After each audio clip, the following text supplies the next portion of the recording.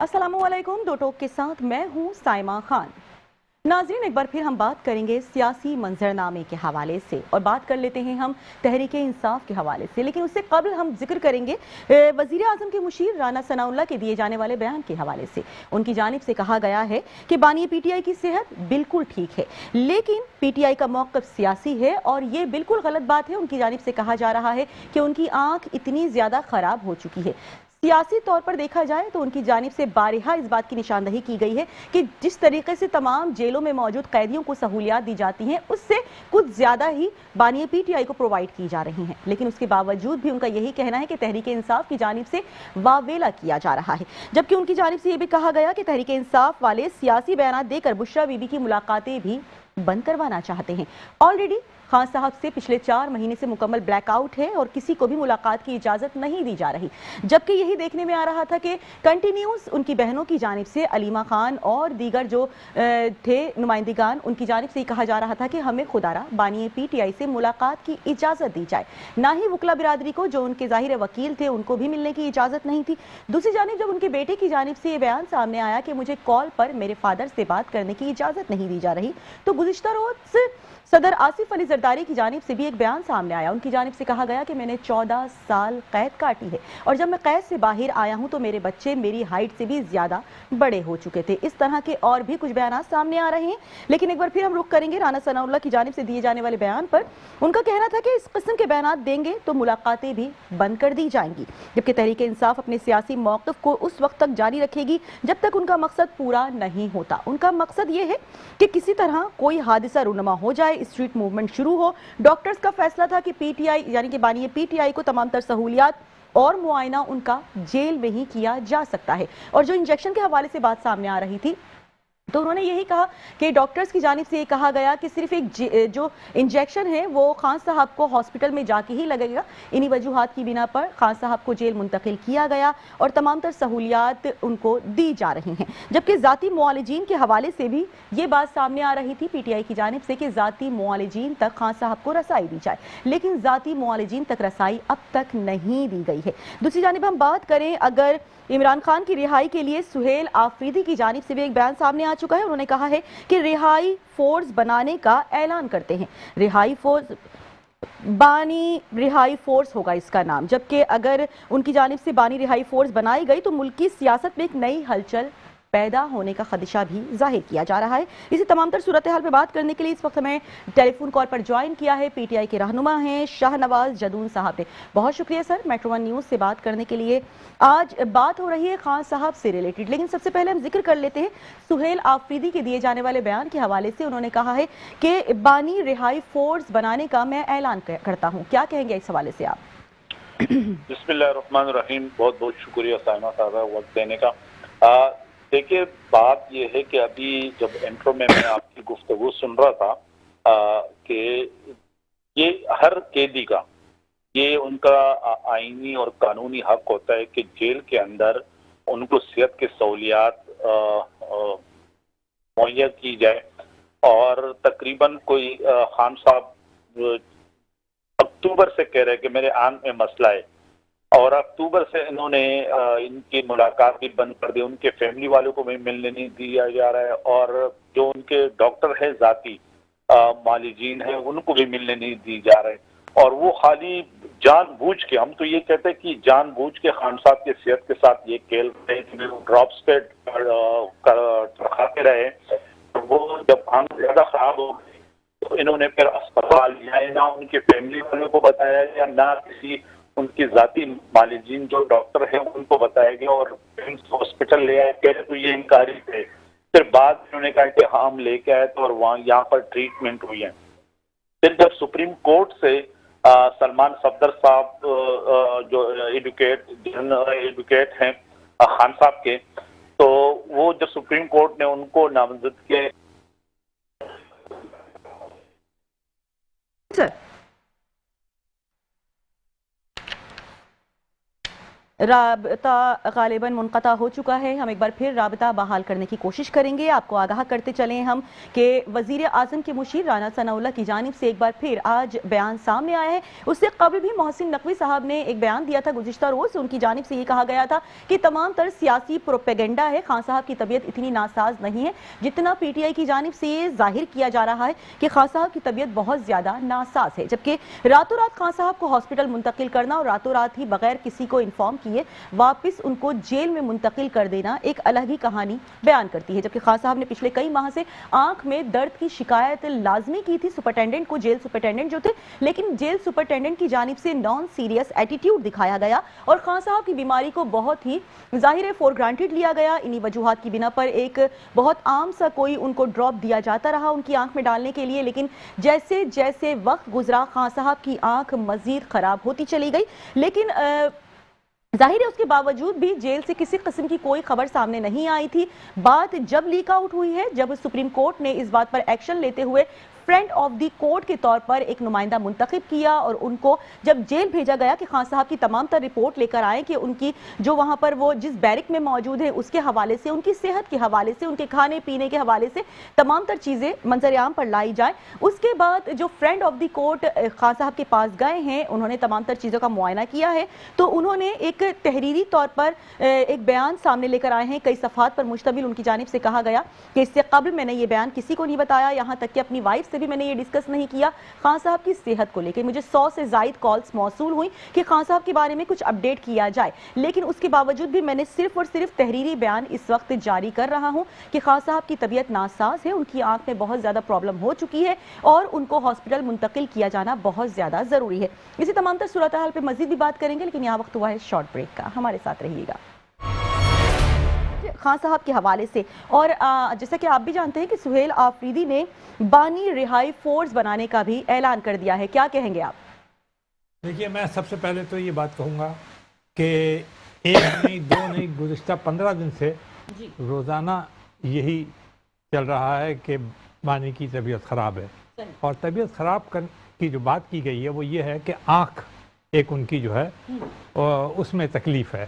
اب کسی کی بھی تکلیف ہو تو انسان اس کا قطعاً وہ نہیں کرتا کہ تکلیف نہیں ہے, کیونکہ کہ آپ کو بھی ہو سکتی ہے اور مجھے بھی ہو سکتی ہے.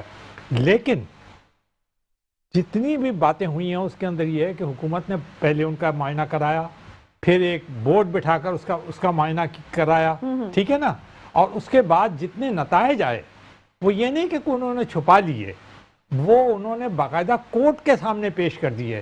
باقاعدہ پبلک کے بات کر رہے ہیں آپ؟ جی, خان صاحب کی آنکھ میں اتنا پرابلم ہے لیکن ان کو راتوں رات جیل سے ہاسپٹل منتقل کیا گیا. وہ بات منظر عام پر نہیں آئی. اگر لیک آؤٹ نہیں ہوئی ہوتی تو معلوم ہی نہیں ہوتا. ایک عام سا ڈراپ ان کو دیا جاتا رہا جس کی وجہ سے آنکھ اور زیادہ خراب ہو گئی. دیکھیں, ہر کسی کو حق حاصل ہوتا ہے, چاہے وہ جیل میں ہو چاہے وہ جیل سے باہر ہو, کہ اس کو ڈاکٹرز تک رسائی ملنی چاہیے. لیکن ظاہر خان صاحب کا ایک مطالبہ ہے اور پی ٹی آئی کی جانب سے ایک مطالبہ ہے کہ ان کو جو ان کے اپنے جو فزیشنز ہیں یا ان کے اپنے جو ڈاکٹرز ہیں ان تک رسائی دی جائے, وہ تک نہیں دی جا رہی. دیکھیے, میں آپ کو پہلی بات بتاؤں, یہ ان کے مینولز کے اندر کچھ اصول ہیں, وہ صرف خان صاحب کے لیے تو نہیں ہیں. خان صاحب جو ہیں وہ انہیں باقاعدہ سزا ہوئی ہے اور وہ اس سزا کے تحت مجرم ہیں, ٹھیک ہے نا. وہ اب خود وہ جس زمانے میں باہر تھے تو وہ نہ صرف یہ بلکہ بڑی بڑی دنیا کی بڑی شخصیتیں, ہمارے اپنے مذہب کی سب سے بڑی شخصیت رسول کریم صلی اللہ علیہ وسلم کی مثال دے کر وہ کہا کرتے تھے کہ کوئی بھی ہو انصاف اس کے ساتھ ہونا چاہیے. اور ایک واقعہ کو انہوں نے کوٹ کر کے یہ تک کہا تھا کہ اگر اس میں میری اپنی دختر بھی ہوتی تو تب بھی میں وہ نہ کرتا اور انہیں سزا دیتا, یہ کہا تھا نا. اچھا, اب سوال یہ پیدا ہوتا ہے کہ خان صاحب جو ہیں وہ یہ چاہ رہے ہیں کہ باقی یا تو پھر سارے مجرموں کے جتنے جیل کے اندر لوگ ہیں ان سب کو یہی فیسلٹی دی جائے جو آپ فرما رہی ہیں. 15 دن تک ان کے اوپر یا 20 دن تک ٹاک شو ہونے چاہیے اس ملک کے اندر. آپ سارے ٹوٹل کر لیں جیلوں کے اندر کہ جی کتنے مجرم ہیں, ان سب کے اوپر ٹاک شو ہونے چاہیے, ان سب کے اوپر اسی طرح سوشل میڈیا کے اندر آنا چاہیے, ان سب کے اوپر اخباروں کے اندر اس طرح ہیڈ لائنیں لگنی چاہیے نا. انصاف کا آپ انصاف کہہ رہی ہیں نا, انصاف کا تقاضا. اچھا, پھر ان سب کو اپنی پسند کے ڈاکٹروں کی رسائی ملنی چاہیے, ہونا چاہیے.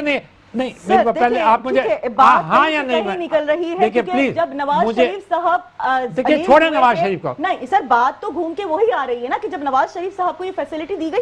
بہرحال ٹھیک ہے, ہم دیکھیے بات ابھی کر لیتے ہیں. میں آپ سے ایک بات یہ کہتا ہوں کہ اب یہ معاملہ ہو گیا نا, ہاں. ان کو تمام تر سہولتیں ان کی آنکھ دیکھ لی گئی نا. ایک دن کا واقعہ تھا, چلیں اس کے اندر مجھے نہیں پتا کہ حکومت کی کوتاہی تھی یا نہیں تھی. اس کے بعد کورٹ نے بھی وہ لے لیا, کاگنیزنس لے لیا, انہوں نے بھی کرنے کے بعد اس کے بعد انہوں نے حکم دیا کہ یہ فیسلٹی پرووائڈ کر دی جائیں.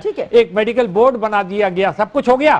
اب مجھے ایک بات آپ یہ بتا دیجئے, جی میں آپ سے پوچھ رہا ہوں, جی فرمائیے. اس ملک کے اندر سوائے ایک مسئلے کے علاوہ دوسرا کوئی مسئلہ ہے نہیں. نواز شریف کا زمانہ تھا, اس زمانے میں بھی آپ نے کیا, لیکن اتنا نہیں تھا.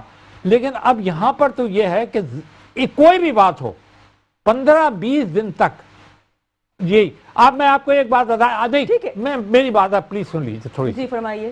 کراچی میں یہاں رہتا ہوں, آپ بھی رہتی ہیں یہاں پہ. 1 مہینے سے یہاں پر لوگوں کو پانی میسر نہیں ہے, 1.5-2.5 کروڑ آدمیوں کو. ٹھیک ہے, اتنے ٹاک شو ہو رہے ہیں, اتنی باتیں ہو رہی ہیں, یہ جتنے مین اسٹریم یا کے چینلز اور یہ جو ہیں اخباروں میں کیا اتنی بڑی بڑی سرخیاں لگ رہی ہیں. 2.5 کروڑ آدمی ایک بوند پانی کے لیے ترس رہا ہے. 1.5 کروڑ. دیکھیے تھوڑا بہت ہائی لائٹ تو کریں, اس طرح تھوڑی آپ ہائی لائٹ کریں کہ روزانہ بیٹھ کر آپ ان کے اوپر اب ہم دوسرے سوال کی جانب بڑھتے ہیں. سہیل آفریدی صاحب نے جو بانی رہائی فورس بنانے کا اعلان کیا ہے, کیا مقاصد لگتے ہیں؟ میں تو سمجھتا ہوں یہ بالکل بیکار ہے. اچھا, یہ خام و خواہ کے لیے میں ایک بات بتا دوں آپ کو, ایک اسٹریٹجی ہے. وہ اسٹریٹجی یہ ہے کہ ہر صورت کے اندر یہ پی ٹی آئی کی یہ باتیں جو ہیں, خاص طور پر خان صاحب سے جو متعلق ہیں, ان کو مستقل میڈیا کے اندر رکھا جائے, انہیں آؤٹ نہ ہونا دی جائے, کوئی نہ کوئی چیز رکھی جائے. کبھی یہ کہا جائے کہ جی 8 فروری کو ہڑتال ہوگی, اب ہڑتال ہوئی یا نہیں ہوئی وہ سب آپ کو بھی پتا ہے, مجھے بھی پتا ہے. اس شہر میں تو کم از کم آپ نے دیکھا کہ کیا صورتحال تھی, چاہے دعوے کوئی بھی کچھ بھی کرتا رہے. ٹھیک ہے, آج آپ ہیڈ لائنز دیکھیں اٹھا کر, پشاور ہائی کورٹ نے کہا ہے کہ جناب جو پشاور کے کتنے راستے ہیں وہ بالکل بند پڑے ہوئے ہیں. اس کے اوپر آرڈر دیا تھا کل انہوں نے کہ جی آپ کیا کر رہے ہیں, سارا یہ جو صوبہ ہے یہ کٹا ہوا ہے ملک سے. دوسرے یہاں پر دہشت گردی کے اندر 1 یا 2 روز قبل 15 لوگ جو ہیں وہ شہید ہو گئے. ٹھیک ہے نا, اور دہشت گردی اس قدر زبردست ہے کہ کوئی حد نہیں. لیکن آپ نے راستے بند کیے ہوئے ہیں, سارا کچھ کیا ہوا ہے. تو high court, Peshawar high court کہہ رہا, یہ نہیں کہ سندھ ہائی کورٹ ہو یا لاہور ہائی کورٹ ہو یا اسلام آباد ہائی کورٹ ہو, آپ کہہ سکتی ہیں نا کہ تعصب کا مدار انہی کا صوبے کا ہائی کورٹ ہے, اس نے انہیں حکومت کو آرڈر دیا. تو حکومت نے اس کے اوپر یہ کہا کہ نہیں جی ہم نے تو نہیں کہا احتجاج کے لیے. اب سوال یہ پیدا ہوتا ہے, آپ کی جماعت نے کہا ہے نا, تو آپ کی جماعت, آپ ہی تو پاور میں ہے, آپ ہی تو اقتدار میں ہے. اس کے بعد یہ کہنا بانی فورس بنا دیں گے, فلانا کر دیں گے, یہ کر دیں گے, یہ کر دیں گے. آپ ضرور کریں, احتجاج کا حق ہے آپ کو, لیکن احتجاج کے حق کا مطلب ایک ہوتا ہے, میں آپ کو بتا دوں, وہ یہ ہے آپ احتجاج کرنا چاہتی ہیں, آپ کو کانسٹیٹیوشنل رائٹ ہے, آپ قانون کے دائرے میں رہ کر کریں. لیکن آپ یہ نہیں کر سکتی کہ آپ اگر میں نہیں کرنا چاہتا احتجاج تو آپ کو کیا یہ رائٹ ہے کہ آپ مجھے بھی ڈسٹرب کریں. میں کہوں گا میں تو جانا چاہتا ہوں سیدھا روڈ کے اوپر, آپ بیچ راستے میں کھڑے ہو کے سارا ٹریفک بند کر دیں, ہے نا, آپ کو یہ رائٹ نہیں ہے. تو آپ کے رائٹ کا اگر تحفظ کرتا ہے قانون تو میرے رائٹ کا بھی تحفظ کرتا ہے. تو ان لوگوں کا جو آ رہے جا رہے ہیں, آج ہی آپ ذرا باہر نکل کے دیکھ لیں جو ٹریفک کی طرف ہے آنا تقریباً ناممکن ہو گیا تھا ٹاک شو. آپ مجھے بتا دیجئے کہ اگر آپ اس طرح کی حرکتیں کریں گے اور مستقل احتجاجی کی سیاست کرتے رہیں گے تو آپ کے خیال میں یہ مسائل حل ہو سکیں گے؟ نہیں سر, ایک میز پر نہیں بیٹھیں گے 2 سال تو تقریباً ہونے آ گئے, یہ مسائل حل تو نہیں ہوئے.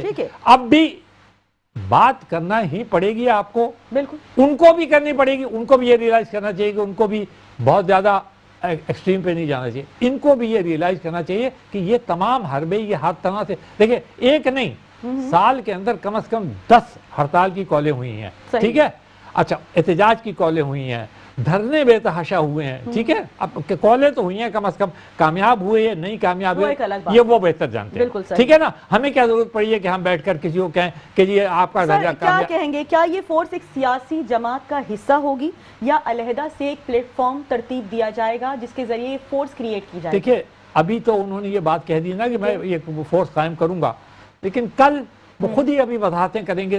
ان کے ہاں یہ ہوتا ہے ایک بات کہہ دیتے ہیں، پھر ایک آدمی کہتا ہے نہیں جی فورس کا مطلب یہ نہیں ہے، فورس کا مطلب وہ نہیں ہے. اس لیے میرے خیال سے بہتر ہے کہ انہی کا انتظار کر لیں کہ یہ خود ہی بتا دیں کہ وہ فورس کس نوعیت کی ہوگی، یا کہیں گے جی نہیں جی وہ تو ایک پیسفل فورس ہوگی، ایک پیس فورس ہوگی جس کا مقصد صرف یہ ہوگا کہ وہ لوگ کھڑے ہو جائیں جا کے اور وہ یہ کر لیں. اس کو سر وہ تو عام کارکنان سے بھی کر سکتے ہیں نا احتجاج، ایک فورس بنانے کی کیوں بات دیکھیں احتجاج تو مستقل کر ہی رہے ہیں نا، کہ آپ یہ دیکھیں نا، آپ نے پارلیمنٹ کے سامنے بھی احتجاج کر لیا، آپ نے کورٹ کے سامنے بھی احتجاج کر لیا، میں نے آپ کو آج ہائی کورٹ کا آرڈر بھی سنا دیا جو کہ یعنی 5 دن سے وہ ان کا اپنا خیبر پختونخوا جو صوبہ ہے جس کو انہوں نے پورے ملک سے کاٹا ہوا ہے، ٹھیک ہے نا. تو یہ سب ساری چیزیں کیا ہیں؟ احتجاج نہیں ہے تو اور کیا ہے؟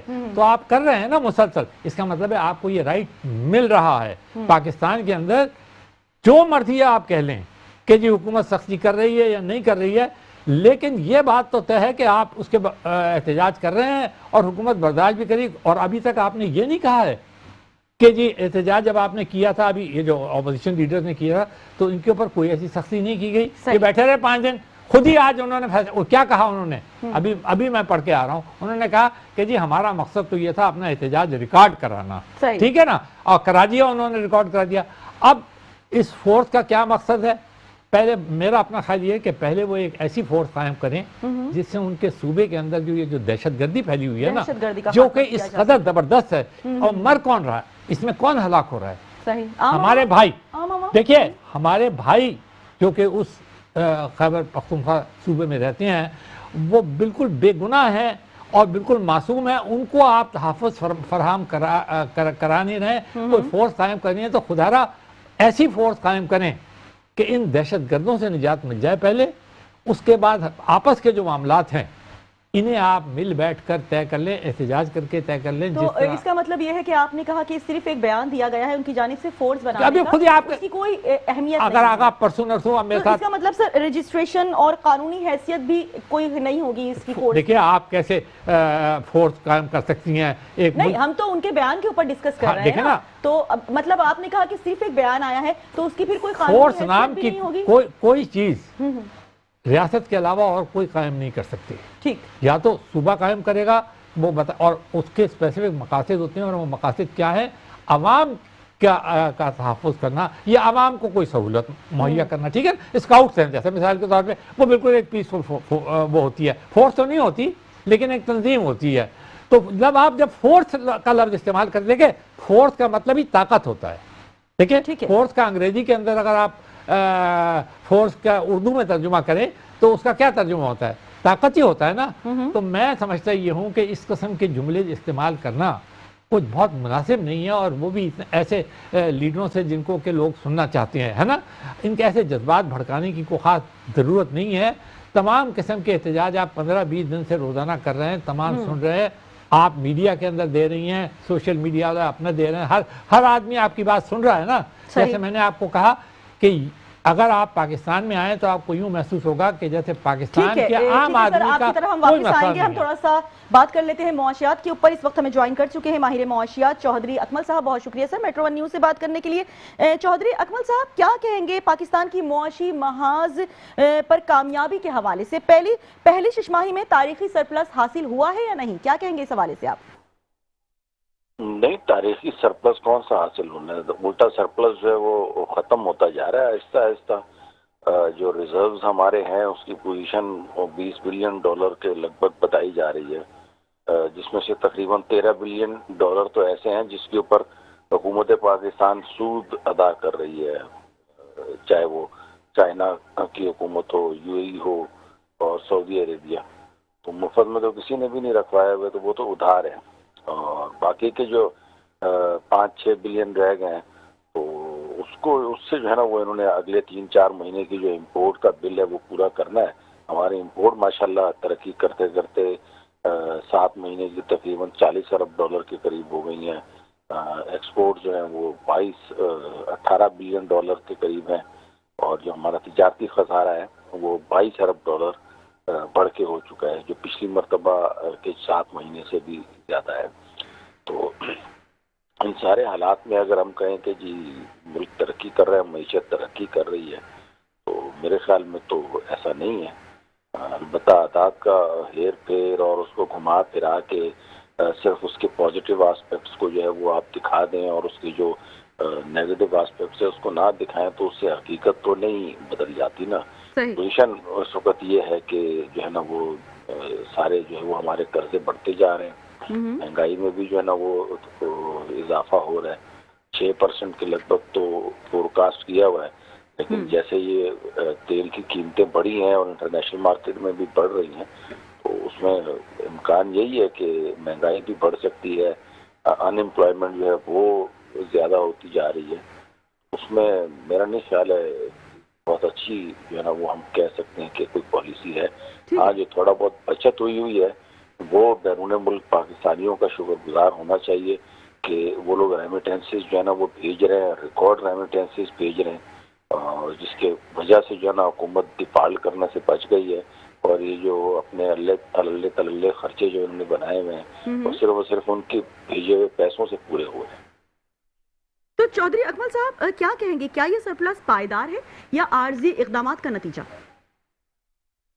سرپلس تو ہے ہی نہیں نا, کون سا سرپلس کا ہے. میں تو یہی کہہ رہا ہوں کہ خسارہ ہے, یعنی تجارتی خسارہ ہے 22 ارب ڈالر کا, اور جو ہمارا وہ ہے کرنٹ اکاؤنٹ اس میں سرپلس نہیں ہے. وہ بھی میرے خیال میں 400-500 ملین کا رہ گیا سرپلس, وہ بھی بدل جائے گا ابھی یہ اس میں. ٹھیک ہے, تو اکمل صاحب اس تمام تر چیزوں کا عام شہری کی زندگی کے حوالے سے اگر بات کی جائے تو کس حد تک اثر پڑے گا؟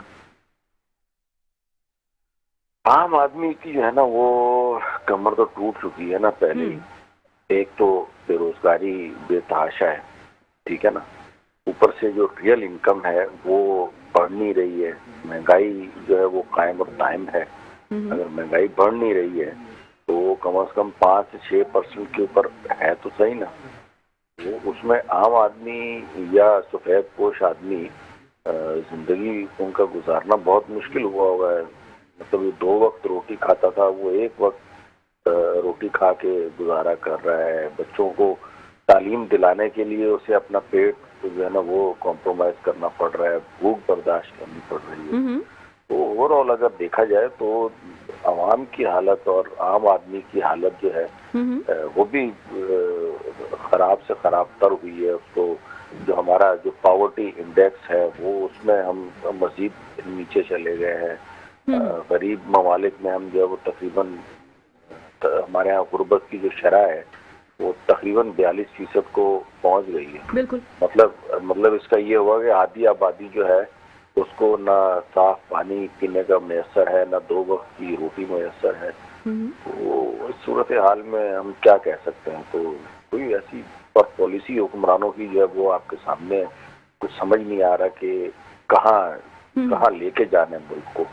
کبھی جو ہے وہ یہ کہتے ہیں کہ جی پالیسی بناتے ہیں 2015-16 میں جو انہوں نے آئی ٹی پیز کو پاور پلانٹ لگا دیے چائنا سے امپورٹ کر کے, یہاں پہ فیول سے بجلی پیدا کرنا شروع کر دی. اس کے بعد 2018-19 میں کہا کہ نہیں جی چلے اب سولر کا زمانہ ہے, سولر لگائے. تو عوام جو ہے وہ سولر کے پیچھے پڑ گئی, اور 10,000 میگا واٹ کے جو ہے وہ تقریباً سولر ہم نے امپورٹ کر لیے. اب جب امپورٹ کر لیے لوگوں نے کمیشن بنا لیے, کھا لیے, تو اب جو ہے وہ نیٹ میٹرنگ بھی انہوں نے ختم کر دی ہے. اور آنے والے وقتوں میں جو لگ رہا ہے وہ کہ جس طریقے سے آئی ٹی پیز کے پاس ایکسٹرا بجلی ہو گئی ہے اور ڈیمانڈ جو ہے وہ کم ہو گئی ہے, تو اس کے نتیجے میں جو مزید جو سرکولر ڈیٹ بڑھے گا وہ بھی جو ہے نا حکومت کو عوام سے نکال کے دینا ہے. تو سولر کے اوپر بھی یہ لوگ ٹیکس لگائیں گے. سولر یعنی آپ کے بجلی کے بل میں ٹیکس آ رہا ہوگا کہ چونکہ آپ نے سولر لگایا ہوا ہے اس لیے آپ بل دیں. یہ سلسلہ. اچھا چودھری اکمل صاحب، ظاہر ہے عام عوام ویسے ہی حکومتی پالیسیز سے کافی زیادہ نالا نظر آ رہی ہے، کیا کہیں گے اس حوالے سے کہ حکومت کو ایسی کون سی پالیسیز کریٹ کرنی چاہیے کہ عام عوام کو سب سے زیادہ ریلیف مل سکے؟ اب ظاہر ہے آپ بھی جانتے ہیں رمضان بھی آ چکے ہیں، آگے عید بھی ہے، دیگر چیزیں بھی ہیں، لیکن حکومت کی جانب سے کسی قسم کا کوئی ریلیف نہیں دیا جا رہا.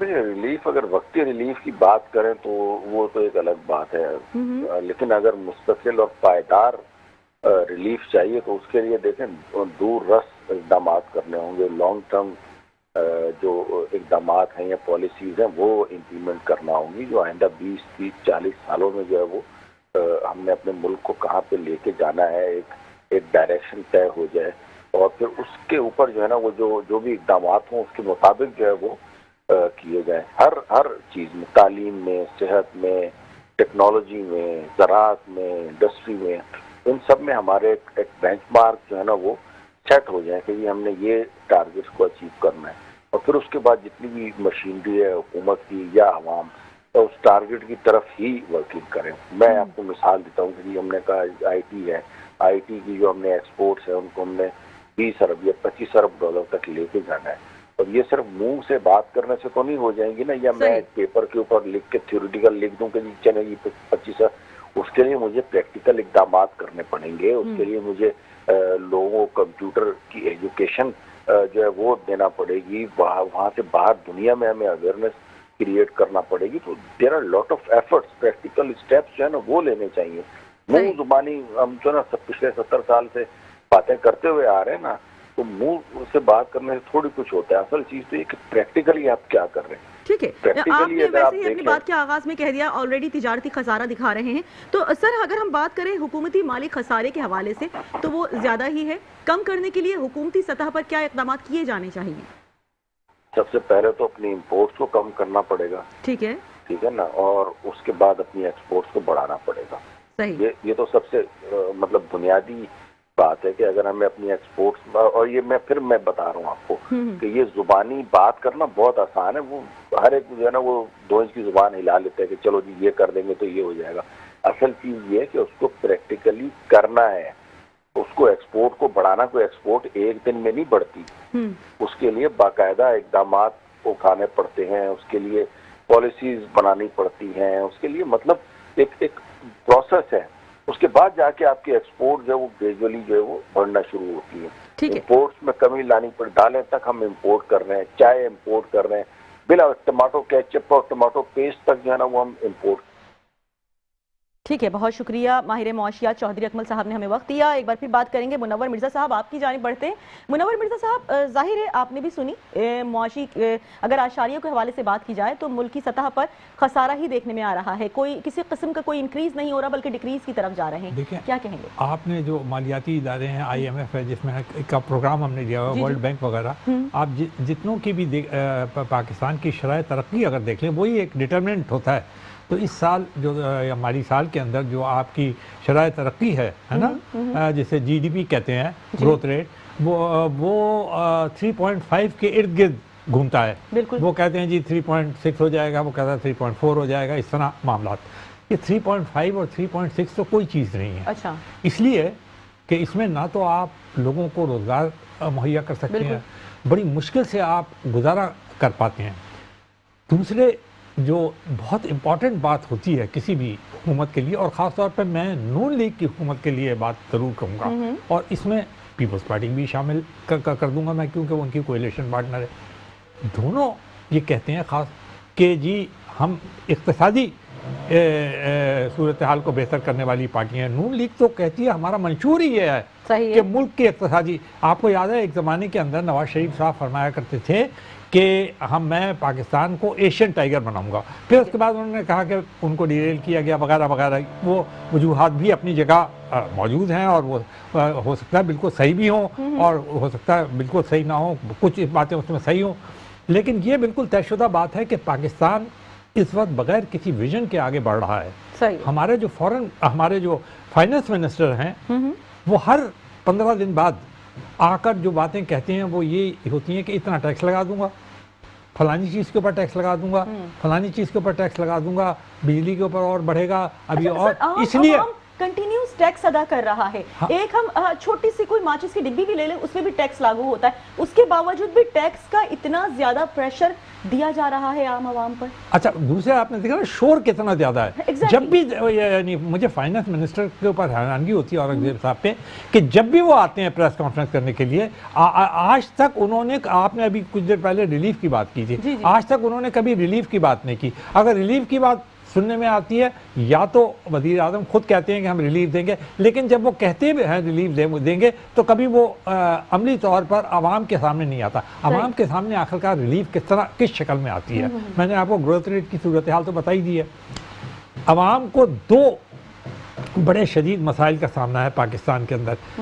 ایک دم آپ مارکیٹ میں جاتی ہیں تو ہر چیز کی قیمتیں جو ہیں وہ آپ کو چڑھتی ہوئی محسوس ہوتی ہیں. ابھی آٹے کو ہی آپ لے لیں, اچانک 100-150 روپے کا 500 کی بوری کے اوپر آپ نے اضافہ کر دیا, ٹھیک ہے نا.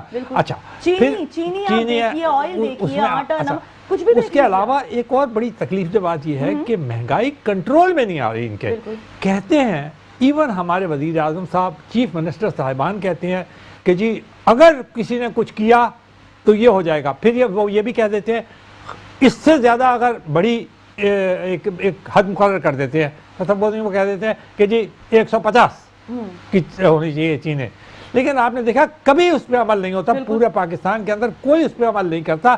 190 پہ بک رہی ہوتی ہے, 210 پہ بک رہی ہوتی ہے, اور اس کے بعد نتیجہ کیا نکلتا ہے, وہ 210 سے آ کر 180 پہ آ کر ٹھہرتی ہے, اور حکومت کہتی ہے دیکھیں جناب ہم نے 30 روپے کم کر دیا, حالانکہ آپ نے 150 کہا تھا اور وہ 180 میں چلا گیا.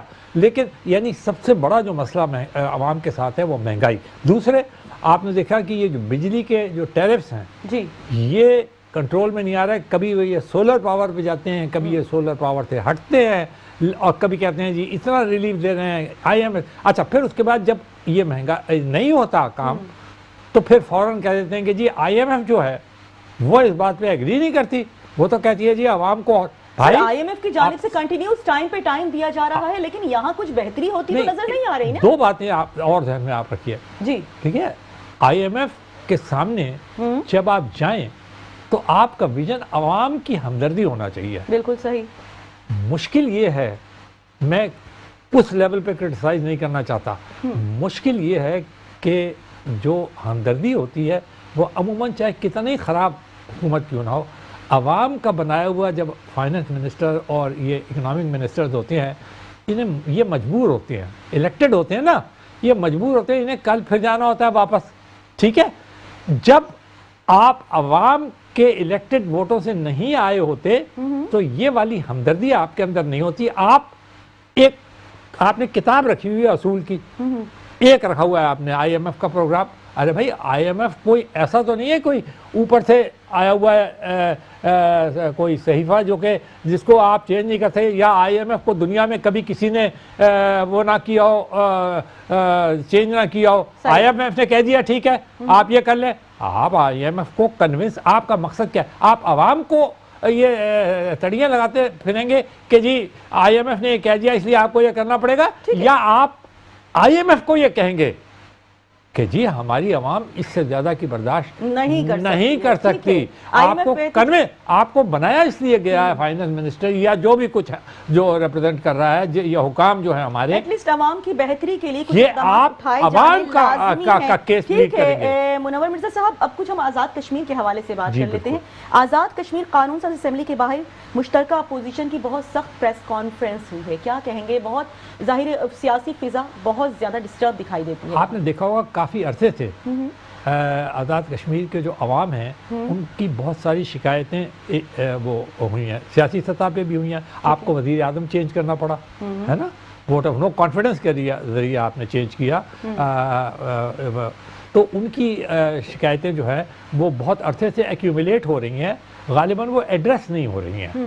ٹھیک ہے نا, وہ ایڈریس نہیں ہے. آپ کو یاد ہوگا ان کی جو بجلی کا آپ نے ٹیرف کا ریلیف تھا, کہاں پاکستان, یہاں کراچی میں اور دوسرے صوبوں میں کہ ہم لوگ دے رہے ہیں 21 عام وقت میں, خاص وقت میں 35 دے رہے ہیں نا, وہ 5, 6, 7 روپے کے اوپر آپ کو یعنی دینا پڑا. ٹھیک ہے نا. صحیح ہے. اس کے باوجود بھی وہ سیٹسفائی نہیں ہو رہے. اس کا مطلب یہ ہے کہ وہاں بھی جو بڑا مسئلہ ہے وہ غالباً اکنامکس کا ہے.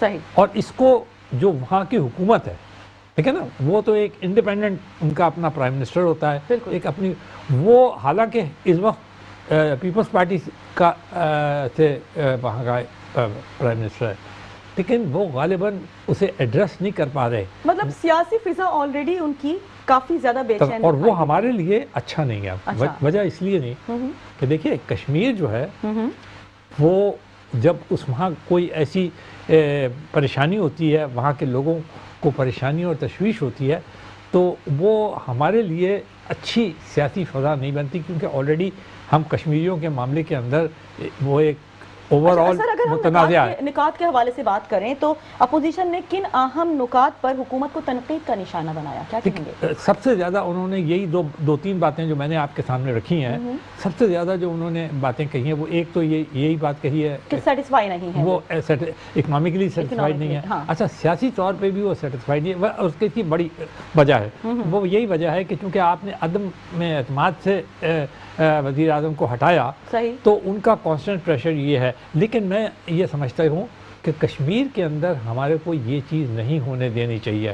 وہاں کی جو فضا ہے ہمارے کو کول اینڈ کام رکھنی چاہیے, وہاں کے لوگوں کو زیادہ سے زیادہ سیٹسفائی کرنا چاہیے. یہ ہمارے لیے سیاسی طور پہ بھی اچھا ہے, ریجنل طور پہ بھی اچھا ہے. تو اس کا مطلب ہے سر کہ جو اسمبلی ہے اس کے اندر اور باہر دونوں جانب سیاسی فضا درجہ حرارت کچھ بڑھتا ہوا محسوس ہو رہا ہے؟ بالکل بالکل, آپ نے دیکھا ان بیانات سے ہی آپ کو نظر آ جائے گا کہ ہے. لیکن یہ بات بھی طے ہے کہ اپوزیشن کا کام تو یہی ہے کہ وہ پوائنٹ آؤٹ کرتی رہتی ہے کہ کیا خرابیاں ہیں. تو یہ ضروری نہیں ہے کہ پاکستان کی فیڈرل گورنمنٹ جو ہے وہ تو بڑی کوشش کرتی ہے کہ زیادہ سے زیادہ ریلیف جو ہے وہ جو ہمارا آزاد کشمیر ہے اس کو ملے.